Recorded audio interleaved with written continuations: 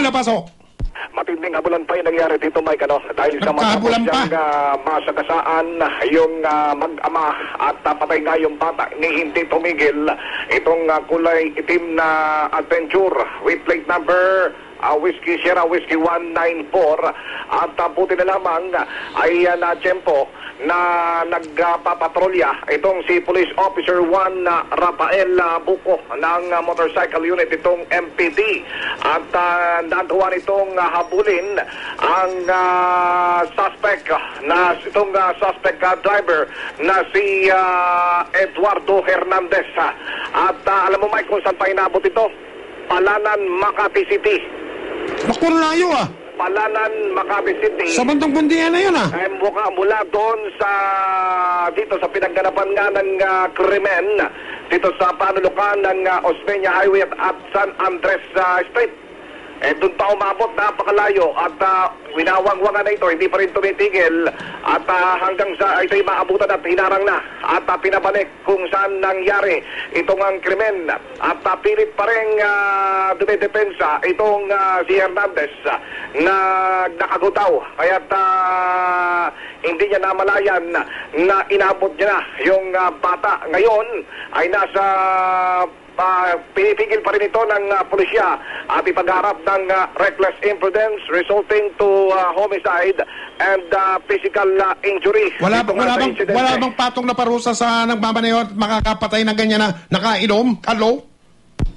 Isang katanungan dito, Mike, wala pa tayo ng instrumento. Yung alam mo, nakita ko sa MMDA pa lamang yun Yung tinitingnan kung nakainom pa yung MMDA. Yung instrumento na titignan yung hininga ng tao. Kung gano'n yung alcohol level.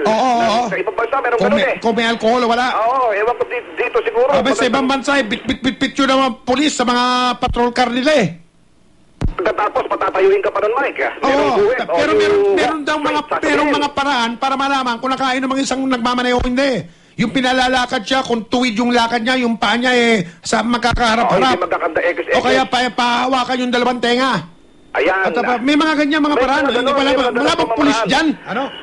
Hindi naman ginagawa nun dito, Mike. Ano kanyan? Hindi ginagawa dito yun. O kaya humanap ka na lang ng traffic enforcer dyan o pulis na hindi pa nagsisipilyo. Pahingahin mo na lang yung driver sa harap niya. Ayun. Pabugahan mo sa ilong. Gising, pero pwede lang ako magpunta dyan Itong ilong ko naman to may makalulusot pa rito. Wala. Duty lang tayo dito sa estasyon Hindi ubra yan. Pero alam mo Mike, binabantayan itong mga residente ng San Andres, itong paligid ng... ito, tinatanong ni Aling Christine, mawalang galang lang, nasa pedestrian daw po pa yung mga opo. Nandun pa yung bike, yung bag. Ayan, nandun pa sa bag, sa pedestrian na yun. Aling Christine, sagot sa tanong ninyo. Kulay itim na bag dumata hanggang ngayon nandun pa. Yung payong. Yung tinelas ng bata. Okay, Carlo. Ayun. Ano ulit ang pangalan ng driver?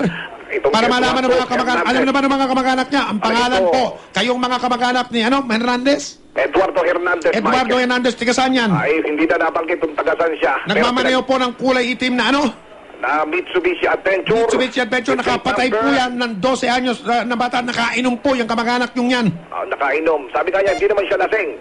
Nakainom lang. Carlo, huling tanong ko na sa iyo bago tayo mag-superbalita sa mga nationwide, worldwide, netwide. Nakakita ka na ba ng lasing na umamin na lasing siya? Hindi. Hindi ba? Ha? Hindi. Hindi ba? Hindi ako nakakita ng ganon. Alam natin yung kasabihan, hindi ako lasing. Hindi ako lasing. Hindi lasing. Hindi ako lasing. Andoy! Lasing dito. Ano ka mo? Away tayo. Hindi ako lasing.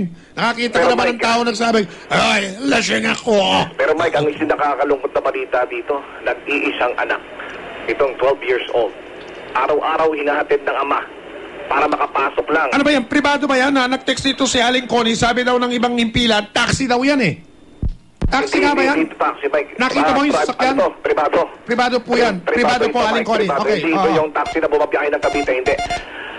12 years old, araw-araw hinahatid ng ama, solong anak, patay sa aksidente. Mula pa rin dito sa Maynila yung kapuso, Carlo Mateo ng GMA Super Radio. Ito ang sama-sama nating pagiging ito.